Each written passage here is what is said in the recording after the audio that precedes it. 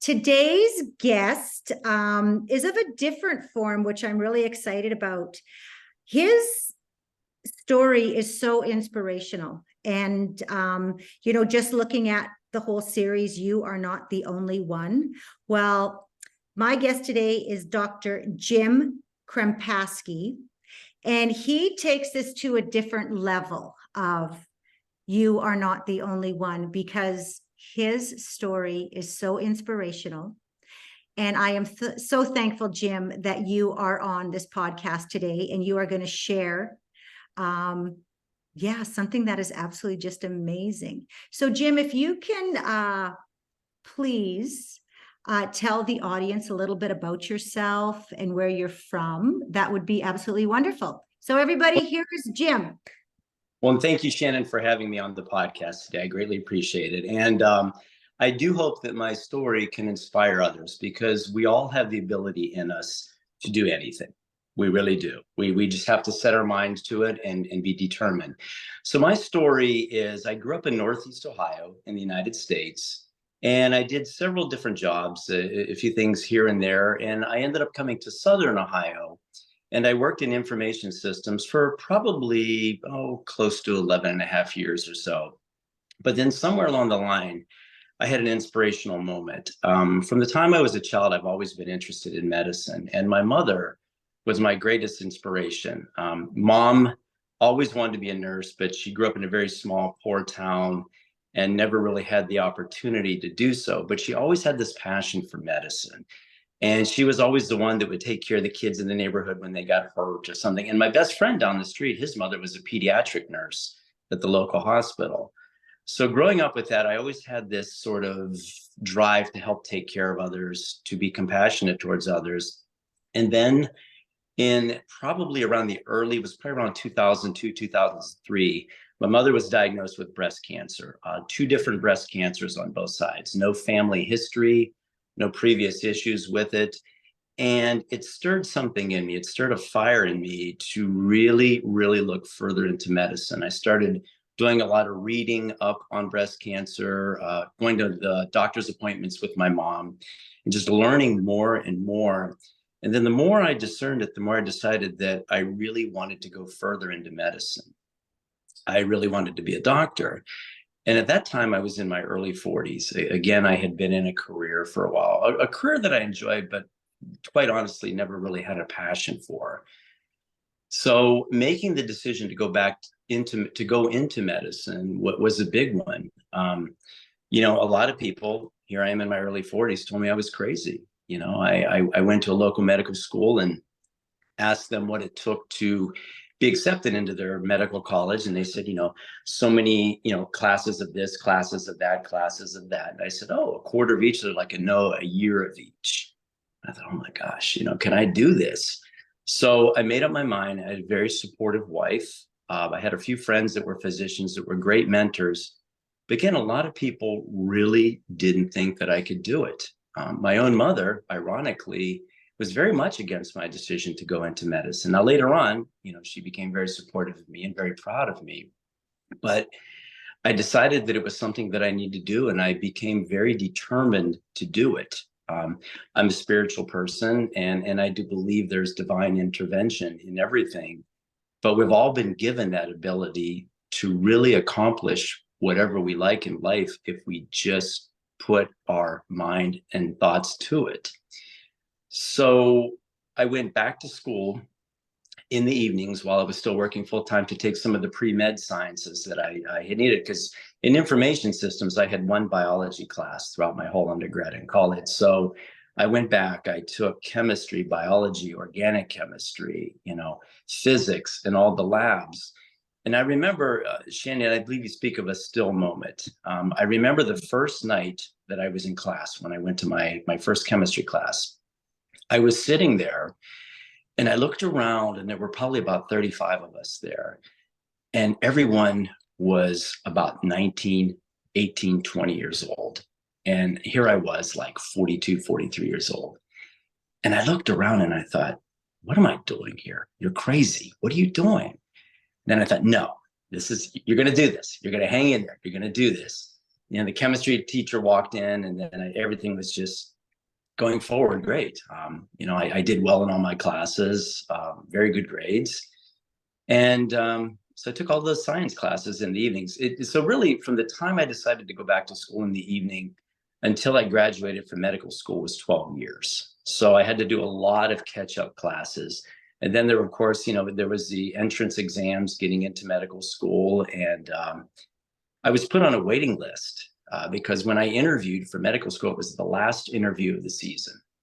There was one spot left, and there were about 12 of us trying to get into that one spot. So I did my interviews. They went very well. But at the end of the interview, they said, you still haven't taken all of the upper level science classes that we'd like for you to have. Despite all those years of me going back, there was still more that I hadn't taken. So I was put on a waiting list. Again, the still moment, all summer long, waiting for that letter to come in the mail. Every day I would go out to the mailbox. Nothing. Every 2 days I would call the office, and her name was Betty. God bless her. She was a wonderful person. Betty, any news? Did anybody drop off that list? Have I moved? She's like, no, Jim. No, not yet. So that went on all summer. Late in the summer, I got a call from the university. They said, we have an offer for you. If you come to our campus, to our undergrad campus, and take 1 year of upper level science classes, we will pay for it. And if you maintain, I think it was a 3.0 or 3.3 grade point average, we have a spot for you in next year's medical class. And at first I thought, no, I don't want to go. I just want to go to medical school. I don't want to do any more college. But then, talking to my wife, talking to my older brother, I said, Jim, this is a pretty good deal they're offering you. And so I took it up on it. And I went there for a year, took the classes, did very well, and had a spot in medical school. Kind of leading again to a still moment that I had. The first time that I left home to go to medical school was 3 hours away. And I knew that I had to live there. I could only come home on the weekends. At the time, again, I had one son who was probably about 2 or 3 at the time. He was old enough to know that I was there and then I wasn't, but not old enough to know that sense of time of how long Dad would be gone. And so I did that. And I remember leaving that first day. And again, that moment thinking, are you sure this is what you want to do? You are driving away from your family to be 3 hours away for the whole week and just come home for a day or two on the weekend. But again, I thought, I've come this far. This is what I have to do. This is what I have to do. And so I did it. And then again, like I said before, I was given a seat in the medical school and enjoyed my time there. I worked very hard. And again, I had to be away from my family during the week there, staying there. And I would sneak home during the week once in a while, maybe on a Tuesday night if we started late on Wednesday, and leave the house like 5 o'clock in the morning and just get there before my 8 o'clock lecture class. And it was good. It was good. But then residency. So I was stationed at a hospital that was about 2 hours away from my residency. So again, I was away from the family during the week. So I had 3 years of residency. But after the first year, I decided that I had been away too long. I had to be back with my family. So I started driving every day, and it was about a 2-hour drive each way. So I was on the road about 4 hours every day. And on Friday, we would have didactics, which was a training where specialists would come in and teach the medical students and the residents that were stationed there. And we started at 7 o'clock in the morning. So I had to get up at 4:30 and leave the house at 5 to be there at 7, and that went on for 3 years. I came out of residency. And I'm blessed now. I work for a health group that is 4 to 5 minute drive away. I love it, but again, it was several real deep, dark moments, and just that decision to keep plowing on, I remember I read one time a quote from Winston Churchill. He said, when you find yourself in hell, keep going forward, and sometimes you just have to soldier on it and keep going forward, so that's kind of my story. I mean, and where I'm at today, I've been practicing medicine out of residency it'll be 7 years that I've been with the health group that I'm with in November. And I love it. I love taking care of my patients during the day. it feels like a true calling. I'm passionate. I work hard, but I love what I do. You know what I love about your story? I just absolutely love, because I can resonate it with it so much, is that driving force that you had and still continue to have, because that's exactly like me. Once I knew and I could see what I wanted in life, there is nothing that's going to stop me from accomplishing whatever it is now. Like, because it is so crystal clear. And that's the same thing that's happened with you. And that's just so beautiful. Well, thank you. Thank you. And I see that same drive in my boys. My oldest son is a recording artist, and he spends many, many hours up by himself at night, like teaching himself guitar, working on melodies, working on lyrics, and again, my youngest, you and I talked about that, he's my right here, right now son. He's the boy that, if something comes in the mail, he's opening it, he's assembling it right now. He's not even waiting an hour, so I see that in my boys. And I think I told you that, my wife is from Lithuania, and when she came to the United States, she could not even speak English, and she had to start school the next day. So just that drive of being up all night learning the language, just pushing forward, when really a lot of people would have just caved. And so I think my message to your audience is, we all have it within us. Now, granted, life opens windows at certain times and closes certain windows. Having two boys that are older now, I don't think I could do what I did, right? I mean, that was that window of opportunity at that time, and that window is closed, into something else now. But if you have a support system around you, and even if you only have one person that believes in you, and you have that drive, I mean, we live in a place, we live in a time when we can accomplish anything we want. I mean, but you have to visualize it. I think you meant visualization. Yeah. You talked, my wife talks about this as well, because she also studies this.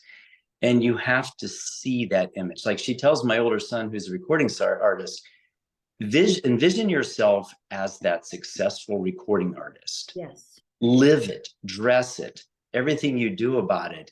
And then once you're in that mindset, look back in your mind and say, how did I get to this point? Instead of being on the other end and saying, how do I do this? How do I do this? So the mind is, I tell my patients, the mind is an incredible tool. It is an incredible tool. We could either do something positive or not utilize it. But, we all have that ability. Every one of your listeners has that ability. Absolutely. There's nothing special about me. It's just that I decided that this is what I wanted to do, and I did it. Now I was pretty dedicated. I've done some things in my life. I did an Ironman triathlon and several marathons. So my sister-in-law told me one time that she believes that doing all of those things and the mental and physical training for that helped me out in medical school. Because, when you get up in the morning, you study, you go to lecture all day, you study all evening, you go to bed, you wind it up, you do it again. It's like running a marathon. You have to be able to do that day after day after day after day. And what I liked when we when we talked before I pressed record here is, the power and conviction that you were just saying, like, you just got to do it. You just got to do it if you feel it within you, and don't rely on other people. Because I know with my journey, like just looking at people's comments or whatever, and because I've gone further than most people would have ever thought I've gone. And that was because I truly believed in myself. And if I would have listened to like the comments along the way, I would have never gotten to where I am. So that's where having that real faith and belief within myself and just doing it, just like you did it, Jim, is just powerful all on its own. And think about how many people you're helping now with your own story, right? As well. I mean, people, you and I talked about the hamster, the hamster wheel, and if we never, time is an illusion, if we think, well, I'll do that, I'll do that, I'll think about doing that, or I'm going to do that. you got to start today. Like I'll tell my patients, just start moving today, even if it's 5 minutes. Go in your yard, walk on your sidewalk in your neighborhood, but do it today. Don't do it tomorrow. Don't start tomorrow, start today. Because if you start today, then you got one day behind you come tomorrow and you move forward. And that's the other thing too, is it's important to have a goal in mind and envision yourself there. But during the journey to also sometimes take it day by day. Because in medical school, if I had thought, when I went back to those science classes in the evening, and I knew I had 12 or 13 years ahead of me. If I had thought about that, I would have never did it. I would have never did it. But I went one day at a time. I'll get up tomorrow. I'll get through this. I'll get through tomorrow. I'll get through this exam tomorrow. I'll get through the week. We'll do this. Then we'll do it again. It's kind of like when you're running a marathon, right? You can't think about mile 24, 25, or 26. You're at 1. So you think, I'm going to get through 1. I'm going to get through 3, then 5, and your mind is a big tool in that, just taking it day by day, but not stopping, keeping going. And of course there's ups and downs. Any journey to getting anywhere, there's ups and downs. And that's how life treats us on a daily basis. But to have that drive and that focus, and again, I'm a spiritual person. I believe nothing happens on my own, right? But we're all given gifts, we're all given talents, and we need to use those talents in life. And we can.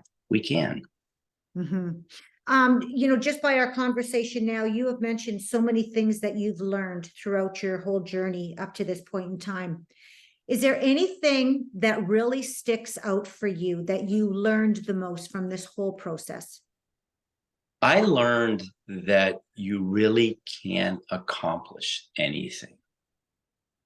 Because in the beginning, it looks so daunting. And it's like this monster that's outside the room there.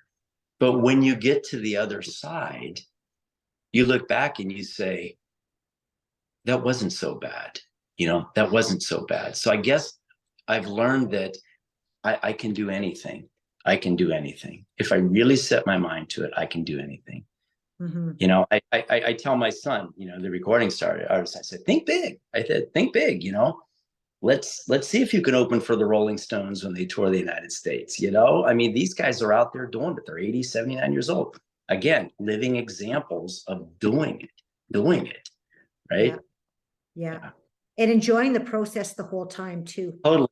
Exactly. And that's important too, because you have to enjoy the ride. And someone told me that when I was starting medical school. They said, you are going to be on this stage graduating before you know it.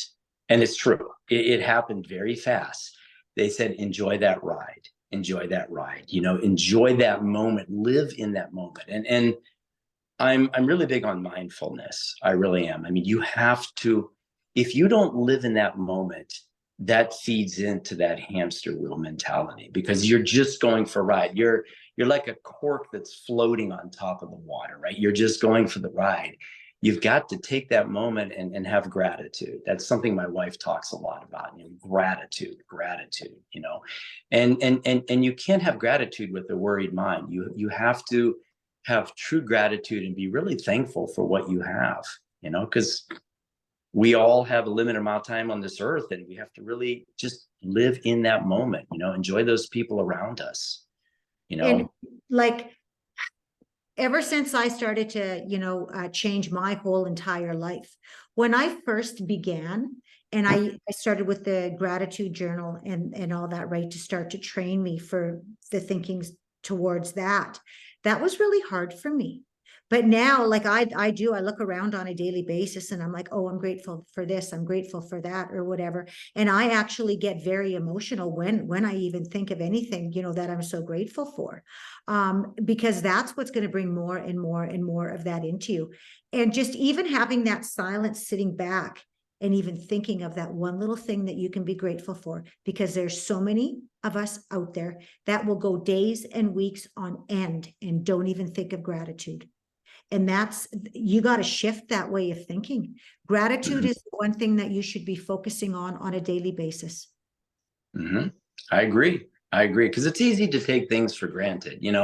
Health is one thing. Like, we never think about how many times, how many steps a day we take on our foot. But then when your foot is hurting, suddenly you think, wow, I really took my Yeah, healthy feet for granted.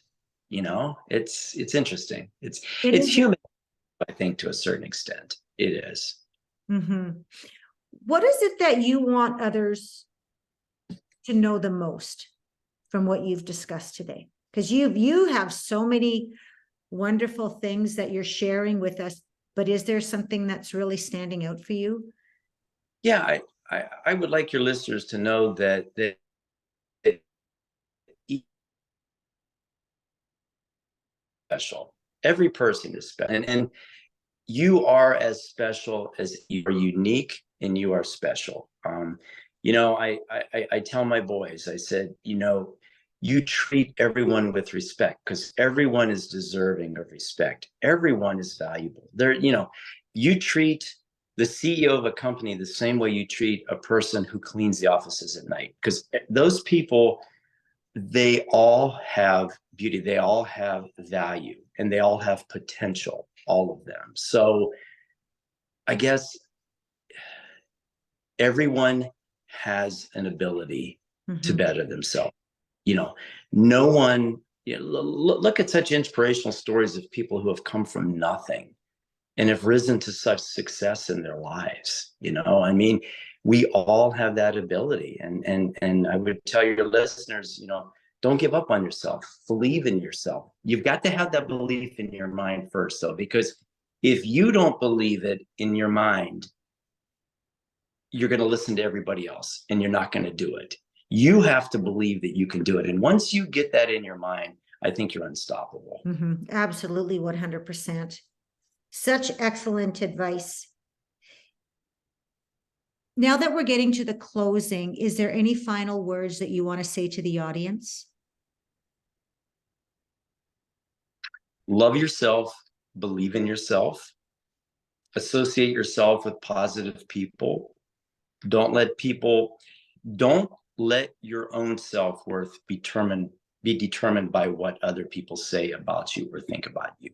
Have your own self, because you are quite worthy and quite capable, each and every one of you. Mhm.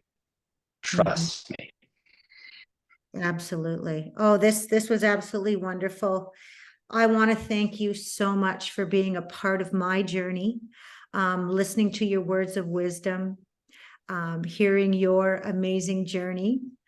Yeah, that's just absolutely wonderful. So thank you so much for being on the podcast. You're most you're most welcome, and thank you again. Thank you. Bye-bye.